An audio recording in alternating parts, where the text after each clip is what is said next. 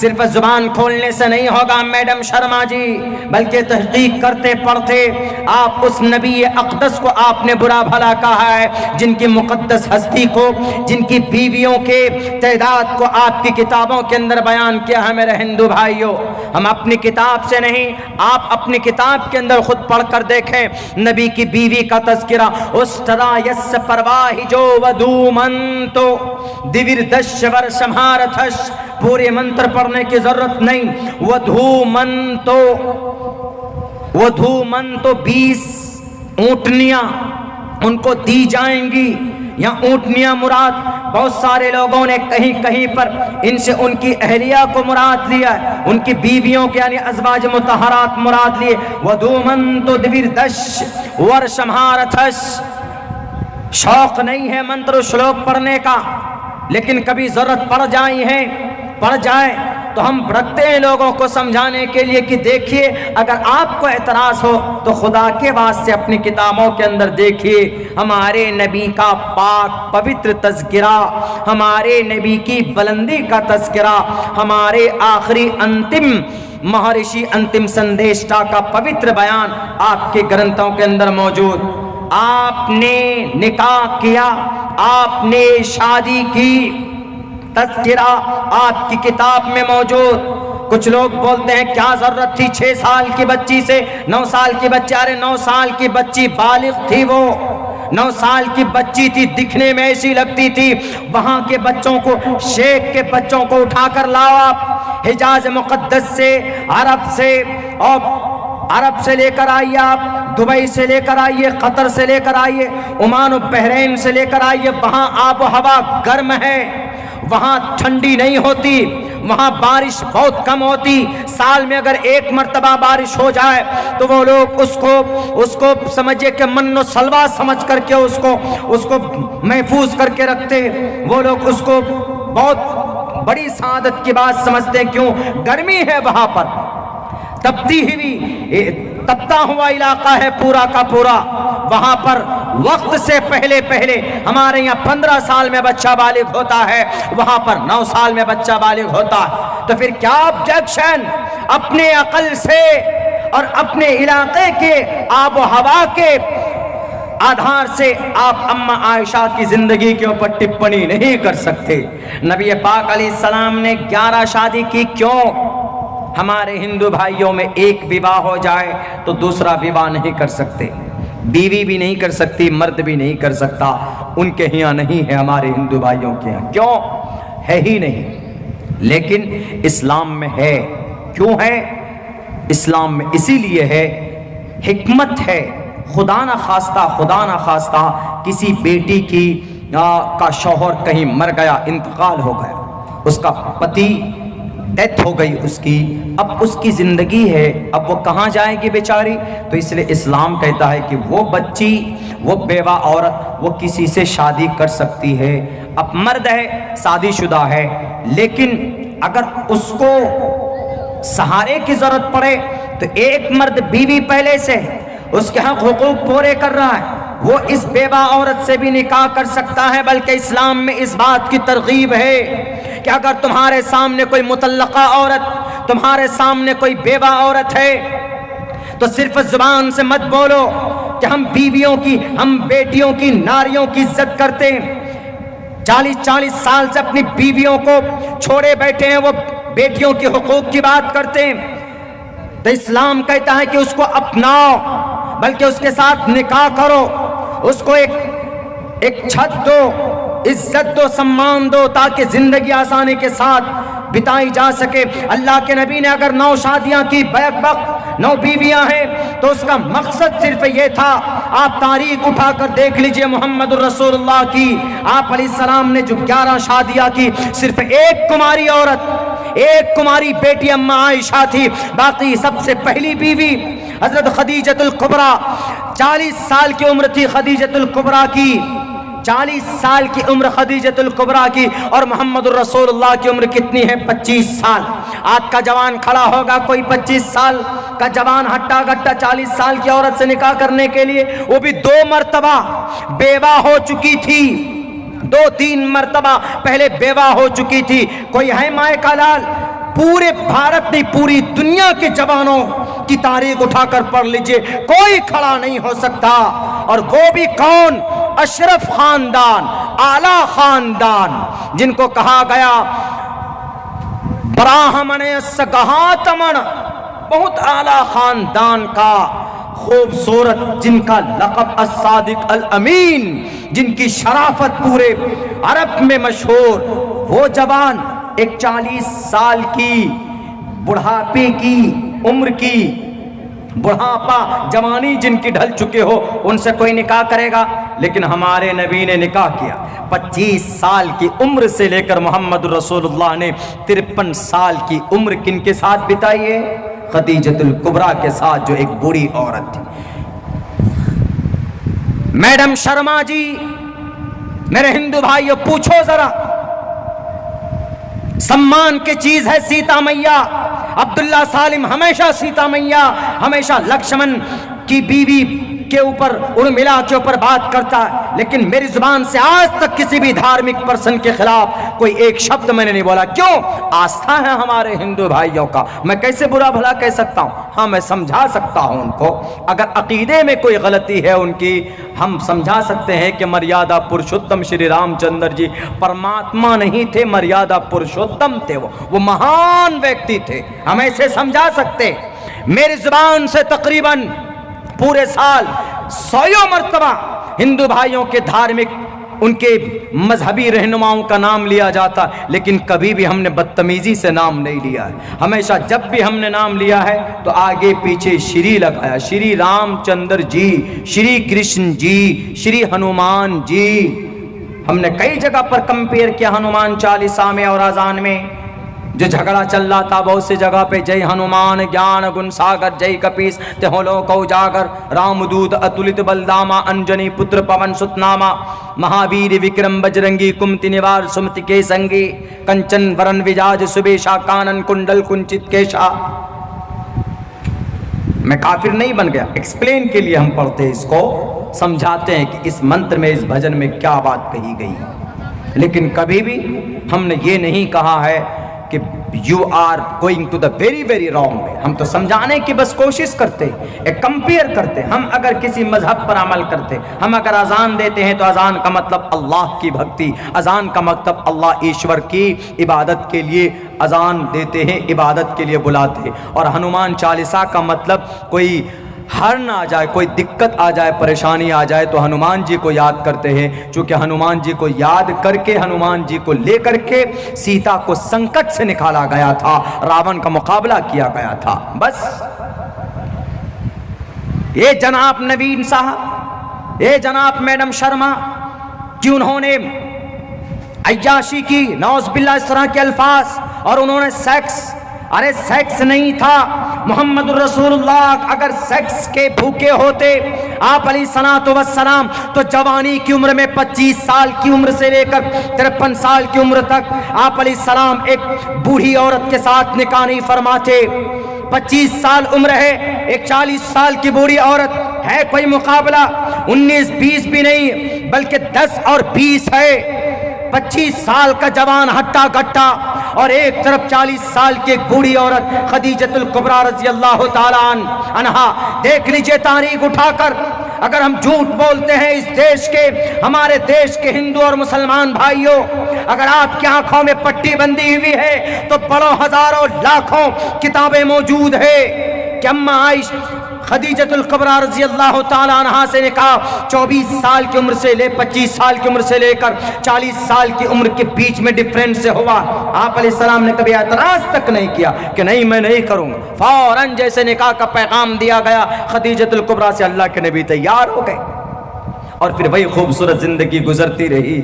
जब खदीजतुल कुबरा का इंतकाल हो जाता है तब जाकर अम्मा आयशा से निकाह कराया जाता है और 9 साल की उम्र में रुखसती होती।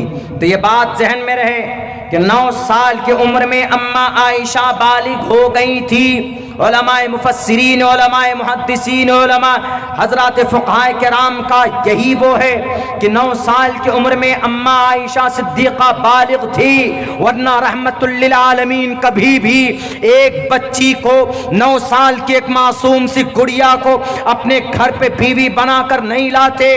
आबो हवा वहां पर ऐसा था कि 9 साल की उम्र में 8 साल की उम्र में बच्चा जवान दिखता है। आज भी वहां जाइए, अपने बच्चों की परवरिश कीजिए, तब आपको पता चलेगा।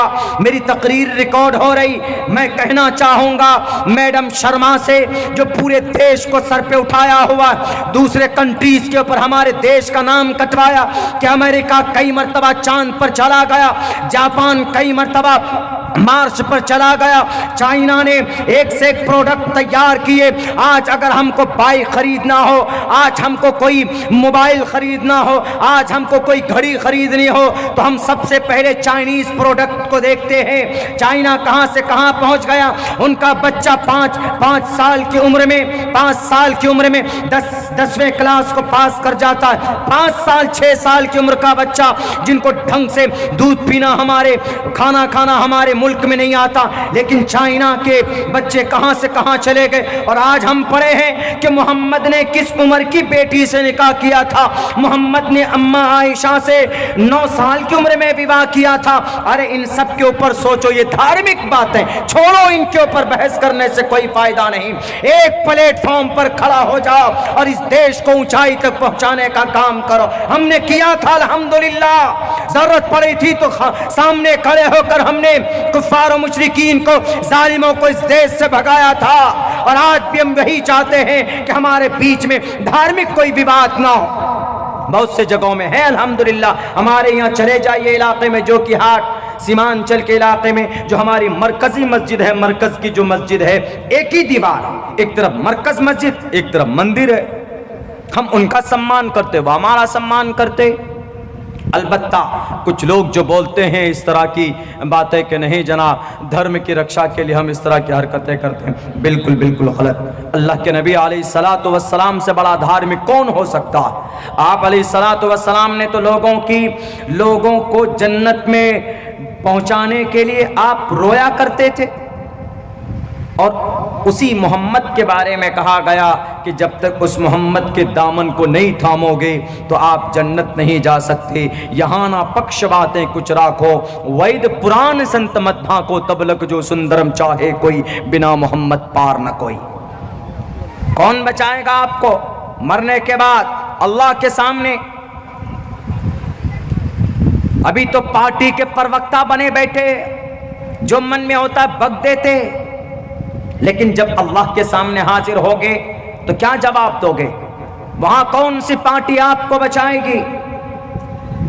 वहां नहीं कोई बचाने वाला, वहां तो कहेगा अल्लाह लिमनिल मुल्कुल यौम लिल्लाहिल वाहिदिल क़हार।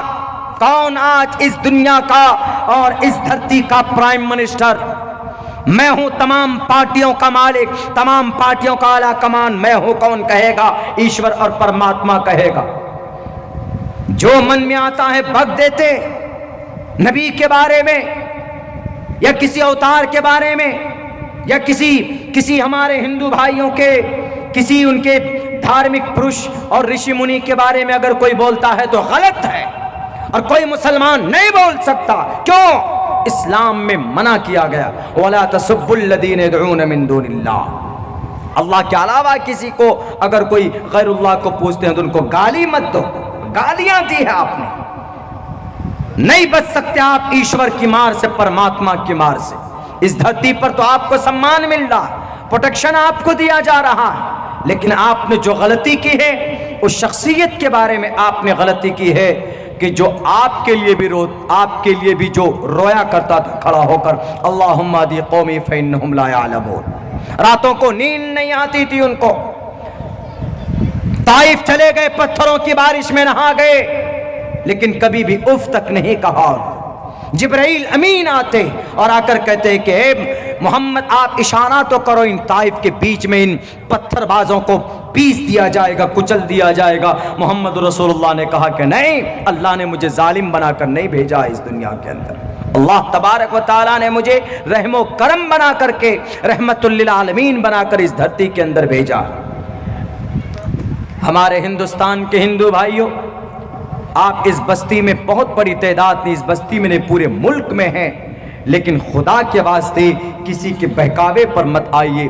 ईश्वर के करीब होना है तो ईश्वर के नाम का माला जपिए। एक परमात्मा के ऊपर अकीदा रखकर उस एक परमात्मा के सामने सर झुकाइए, तभी आप ईश्वर के करीब होंगे। ये मैं नहीं कह रहा हूं, ये आपका मनुस्मृति, ज्ञानम न शीलम यशाम विद्या न तपो न धर्मा, ज्ञानम न शीलम न गुणे न धर्मा, के मृत्युलोके भुवि भारभूता मनुष्य रूपेण मर्गाश्चरन्ति। इस धरती के ऊपर माँ बाप का धार्मिक होना, मनुष्य रूपेण मात्रमान पित्रमान चार्यवान पुरुषो वेदः। आपके धार्मिक होने से आपका बच्चा धार्मिक होगा। प्रशस्ता धार्मिके विदिति यस्य सामास्मगमः। आप धार्मिक होंगे, आपका बच्चा धार्मिक होगा। आपका बच्चा धार्मिक होगा तो कोई भी धर्म एक दूसरे के बीच में नफरत की दीवार नहीं खड़ी करता। हाँ, हमारा धर्म अच्छा है तो हम अपने धर्म की अच्छाई को बयान करेंगे। आपको अच्छा लगे आप कबूल कीजिए। इस्लाम यही कहता है। इस्लाम ज़बरदस्ती किसी को मजबूर नहीं करता कि नहीं तुमको कलीमा पढ़ना ही पड़ेगा, ला इलाहा इल्लल्लाह पढ़ो ही तुम। बिल्कुल नहीं, परमिशन नहीं है, ऐसा नहीं। अगर कोई हिंदू धर्म को कबूल करना चाहे तो भारत के संविधान के हिसाब से वह कर सकता है। हम उसको इस देश में मना नहीं कर सकते, वो जिस धर्म को कबूल करना चाहे कर सकता है। लेकिन लोग यहाँ पर खामखा बदनाम करते हैं कि नहीं जनाब, ये लोग डराते हैं, मारते हैं और लालच देते हैं 70 हूरों का, और तब जाकर बहला फुसला कर पैसे दिखा दिखा कर ये लोग कलीमा पढ़वाते हैं। बिल्कुल गलत बात। अगर कहीं कोई करता है तो गलत करता है, लेकिन ऐसा कोई नहीं करता। हमारे एक दो आलिम दीन के ऊपर आपने इल्ज़ाम लगाकर जेल में तो डाला है, जैसे मौलाना कलीमुद्दीन सिद्दीकी साहब। वो अमन को सामने रखते थे, एक अल्लाह की वहदानियत को सामने रखते थे। मौलाना कलीम साहब के ऊपर इल्ज़ाम लगाकर कि धर्म परिवर्तन कराते थे। ज़बरदस्ती उन्होंने किसी भी इंसान को कलीमा नहीं पढ़ाया। आप देख लीजिए, मौलाना कलीमुद्दीन सिद्दीकी साहब बड़े शरीफ इंसान थे, आपने जेल के अंदर बंद कर दिया है। दुनिया के जेल में ताकत आपके पास थी तो आपने बंद कर दिया, लेकिन जब वो परमात्मा पूछेगा, जब उस परमात्मा के सामने हाजिर होगे, वहां पूछेगा लिमनिल मुल्कुल यौम, आज किसकी हुकूमत है, आज सुप्रीम कोर्ट का जस्टिस कौन, जज कौन है, आज हाई कोर्ट का जज कौन है, बताओ। तो उस वक्त क्या जवाब दोगे? उस वक्त ऊपर वाला कहेगा फल्यौम ला तुज़लमु नफ्सुन शैआ, आज किसी के ऊपर सर्रा बराबर जुल्म ज़्यादती नहीं की जाएगी।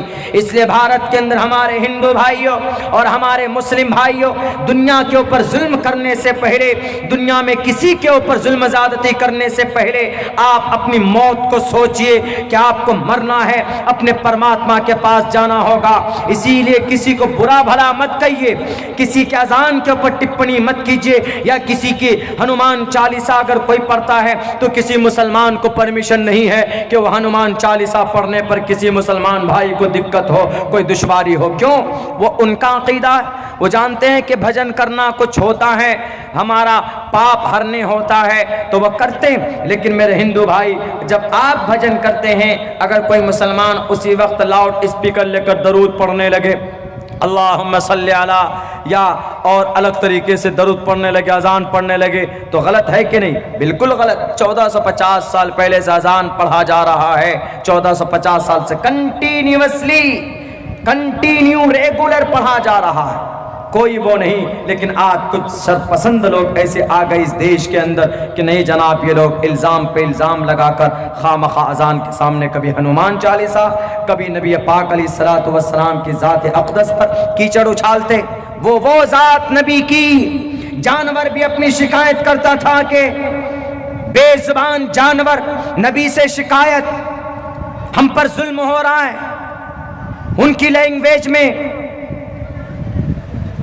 मुसलमान, क्रिश्चियन, जैन, बौद्ध सब के सब इंसानियत के एतबार से मोहम्मद रसूलुल्लाह के नजर में बराबर थे। इंसानियत के एतबार से इसलिए अल्लाह के नबी अलैहिस्सलातु वस्सलाम ने कहा अल मुस्लिमु मन सलिमल मुस्लिमून मिन लिसानिही व यदिही। मुसलमान वो है कि उसके हाथ से किसी दूसरे को तकलीफ नहीं पहुंचनी चाहिए। A Muslim incomplete Muslim and does not harm towards a fellow Muslim and his क्रूरटीज।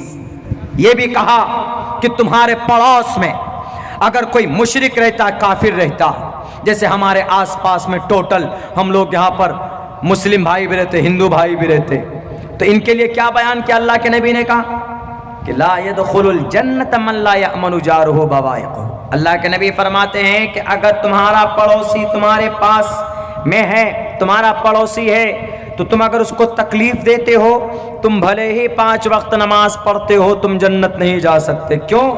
इसलिए कि तुम पड़ोसी को क्यों सताते हो। A Muslim will not enter the paradise। मुसलमान जन्नत नहीं जाएगा। क्यों? Whose neighbor is not safe। कि उसका पड़ोसी उसके जुल्म से अगर महफूज नहीं है, वो मुसलमान कभी भी जन्नत नहीं जा सकता। पड़ोसी में कोई भी हो सकता है, हिंदू भाई भी, क्रिश्चियन भी है, जैन भी है, बौद्ध भी। कौन है? सब के सब तो इस दुनिया के अंदर में हजरत आदम के औलाद। अल्लाह के नबी का ये पैगाम है, दुनिया के अंदर कोई माए का लाल जो मोहम्मद रसूलुल्लाह सल्लल्लाहु अलैहि वसल्लम के इतने खूबसूरत मैसेजेस पेश कर सके उनके सामने में। बचपन से लेकर 6 साल की उम्र में आप थे तो माँ का इंतकाल हो जाता है, 8 साल की उम्र में दादा चले जाते, 12 साल की उम्र में चचा चले जाते। एक आप अलैहिस्सलाम 6 साल में माँ, 8 साल में दादा, फिर चाचा की निगरानी में आते, और चाचा की निगरानी में ही माँ चली गई, दादा चले गए, एक यतीम लावारिस के तरह जिंदगी गुजारते। लेकिन आपने किसी का एक कतरा खून तक नहीं बहाया था, बल्कि इंसाफ दिलाते थे। आज बिन वाइल ने एक ज़बीद नामी शख्स के ऊपर जुल्म किया, उसके प्रॉफिट को खा गए, बैठ गए लेकर। तो आप अलैहिस्सलाम की उम्र उस वक्त 15 साल 20 साल थी। आपने कहा कि काबा के मक्कतुल मुकर्रमा के लोगों, काबतुल्लाह के सिहन पर हाजिर हो। आज बिन वाइल ने जुल्म किया है, खड़े हो गए नबी। और फिर आप अलैहिस्सलाम ने एक संगठन बनाकर ज़बीद को इंसाफ दिलाया। आज बिन वाइल के मकान पर खड़े होकर कहा कि आज बिन वाइल तुमने जुल्म किया, इनको इंसाफ दो। आज इंसाफ देने के लिए कोई खड़ा नहीं होता, आज बल्कि लूटा जाता है। आपके पास पैसा है तो प्रशासन भी आपकी जुबान, बहुत पैसे वाले की जुबान बोलती। रिश्वत की थैलियां देकर आप जमीन के ऊपर कब्जा कर लेते हो, गरीबों के ऊपर अत्याचार कर लेते हो। पैसा है तो केस जीत गए जनाब, जज को मैनेज कर लिया जाता है, पुलिस वालों को मैनेज कर लिया जाता है। लेकिन नबी वो थे कि सामने खड़े होकर आप अलैहिस्सलाम ने ज़बीद जो बाहर से परदेसी आया था, आप अलैहिस्सलाम ने उनको इंसाफ दिलाया। और आपने ये कहा कि मैं किसी के ऊपर जुल्म होता हुआ नहीं देख सकता।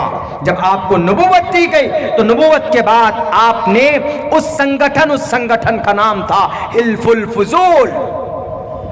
आपने कहा कि ये संगठन मुझे इतना प्यारा है, अगर मुझे नबूवत न दी जाती तो मैं इस संगठन से अलग नहीं होता। मुझे सुर्ख ऊंट से भी ज्यादा ये संगठन मजबूत, मतलब ऐसी संगठन, ऐसी जमात जिसमें आप अलैहिस्सलातु वस्सलाम ने जिस प्लेटफॉर्म से दूसरों को इंसाफ दिलाया, आज उनके ऊपर कीचड़ उछालने की पूरी कोशिश की जाती। मेरे भाइयों, मेरे साथियों, आप अलैहिस्सलातु वस्सलाम के ऊपर जो लोग अभद्र और गलत टिप्पणी करते, कमेंट्स करते हैं, वो लोग या तो नबी पाक अलैहिस्सलाम को मुकम्मल तौर पर जानते नहीं हैं, या जानते हैं लेकिन दुश्मनी और अदावत के बुनियाद पर अपने आप को पॉपुलर होने के लिए वो इस तरह की बातें करते। वरना नबी पाक अलैहिस्सलाम की इतनी प्यारी जिंदगी है, उलमा बयान करते हैं, मुनासिब वक्त मिलता है तो हमारा भी जहन चलता है कि हम कोशिश करें लोगों के सामने उन वाक़यात, उन मैसेजेस को रखने के लिए। तो बात ये थी कि आपने 11 शादी क्यों की? What is need to get married with 11 women? क्या ज़रूरत थी 11 औरत से शादी करने की? आपने 11 औरत से इसलिए शादी की थी, आपने अय्याशी की वजह से नहीं की थी नौज़ बिल्लाह, बल्कि आपने इसलिए शादी की थी एक कुंवारी बाकी सब के सब बेवा, ताकि उन बेवा औरत को सहारा मिल जाए। और सबके हक हुकूक आपने पूरे किए, सबके हक हुकूक आपने पूरे किए, किसी के ऊपर जर्रा बराबर भी आपने जुल्म ज़्यादती नहीं की, इसलिए 11 शादी की। 11 शादी की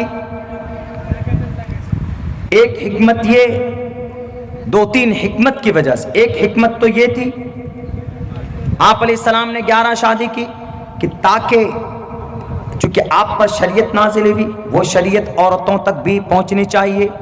तो बहुत सी औरतें मसले पूछने आती थी, तो अल्लाह के नबी उनकी इंटरनल मसाइल को, जैसे हैज़, निफास, प्राइवेट मसले, अल्लाह के नबी से एक औरत ने सवाल किया। अम्मा आयशा फरमाते हैं कि अल्लाह के नबी हम हैज़ से कैसे पाक होंगे, हैज़ और निफास आप अलैहिस्सलाम अब कैसे बताएंगे? लेडीज है, गैर महरम है, और एक मर्द है, अल्लाह के नबी कैसे बताएंगे?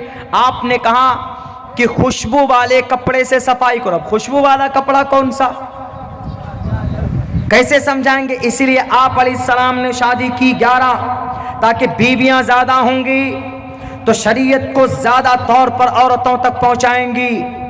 एक तो ये मकसद, दूसरा मकसद ये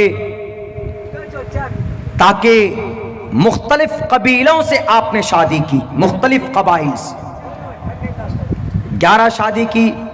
ऊंचे खानदान में भी आपने शादी की, गरीब खानदान में भी आपने शादी की। ये मैसेज था दुनिया वालों को कि आप अलग अलग कबीलों में शादी कर सकते हैं। अगर चौधरी है तो चौधरी चौधरी में शादी कर सकता है, और अगर पठान है तो पठान पठान में, चौधरी पठान में, पठान चौधरी में, अंसारी तेली में, तेली चौधरी में, सैयद मुसलमानों में जैसे सैयद है, सैयद कर सकता है अंसारी से, शेख से कर सकता है। सिर्फ मुसलमान होना चाहिए, बिरादरी कास्ट ये शादी को माने नहीं। इस चीज को तोड़ने के लिए आप अलैहिस्सलातु वस्सलाम ने शादी की थी कि ताकि मुख्तलिफ कबाइल के बीच में, मुख्तलिफ कास्ट के बीच में, एक धर्म के मुख्तलिफ कास्ट के बीच में शादी की जा सकती। एक हिकमत तो ये, दूसरा हिकमत ये था, दूसरी ये आप अलैहिस्सलाम ये चाहते थे कि अलग अलग दूसरे बड़े बड़े ख़ानदानों में या इलाके में जितने भी कबाइल थे सबसे शादी करेंगे तो सबको एक साथ जोड़ लेंगे और इस्लाम की सरबलंदी के लिए थोड़ी सी हिम्मत और तक़वियत मिलेगी। इसीलिए भी आप अलैहिस्सलातु वस्सलाम ने शादी की थी। आपने गरीब औरत से भी शादी की, आपने मालदार औरत से शादी की, आपने अपने से ज़्यादा उम्र की औरत से शादी की और कम उम्र की लड़की से शादी की। अगर किसी की उम्र 12, अगर किसी लड़के की उम्र 20 साल है, उसके सामने 40 साल की उम्र आ जाए, 25 साल का जवान 40 साल की औरत आ जाए तो क्या निकाह कर सकते हैं? बिल्कुल कर सकते हैं। चूँकि अम्मा आयशा और अम्मा खदीजतुल कुबरा मोहम्मद रसूलुल्लाह की ज़िंदगी देख ले।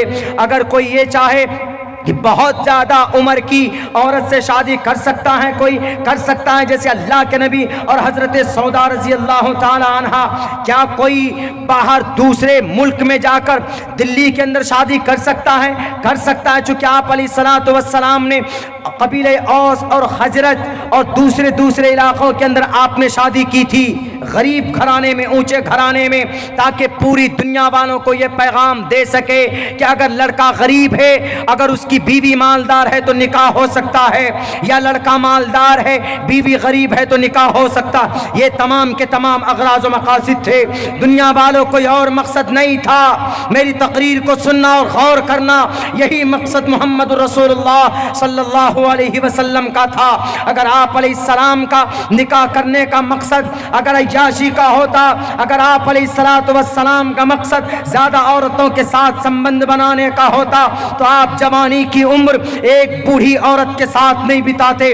53 साल की उम्र जब आपकी हो गई तो पूरी ये बीबी खदीजतुल कुबरा के साथ 25 साल की उम्र से लेकर थी जो 53 साल की उम्र जो पूरी जवानी की उम्र थी आपने बिताई थी। दुनिया वालों है कोई जवाब आपके पास नहीं दे सकते। आज अगर कोई नेता है जवान है तो अलग अलग स्कॉट सर्विस से लड़कियां बुला बुला कर किसी जाते हैं शराब खाने में, कलकत्ता पहुंचते, मुंबई पहुंचते हैं या फिर थाईलैंड जाते, बैंकॉक जाते, पटाया जाते, वहां पर बैठकर नई लड़कियां चाहिए, 16 साल की 20 साल की उम्र की लड़कियां चाहिए। क्यों? पैसा है, पावर है, अय्याशी भरी होती है जिंदगी में। कुर्बान जाओ काली कमली वाले पर। 24-25 साल की उम्र से लेकर 53 साल जवानी, पूरी जवानी आप अलैहिस्सलाम ने एक बेवा औरत के साथ आपने गुजार दिया। ये सिर्फ एक पैगाम था, अय्याशी नहीं थी। मैडम शर्मा जी, आपने किस कॉलेज यूनिवर्सिटी में पढ़ा है? रिसर्च कर लो, कार्बन डेटिंग के जरिए रिसर्च कर लो।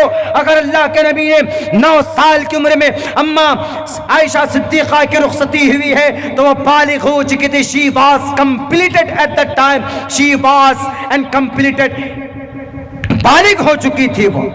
अल्लाह के नबी अलैहिस्सलाम ने जब उनसे निकाह किया था, बस अनाप शनाप लोगों के ठेस को, मुसलमानों के को ठेस पहुंचाना, तकलीफ देना मकसद होता है, कोई और मकसद नहीं होता है।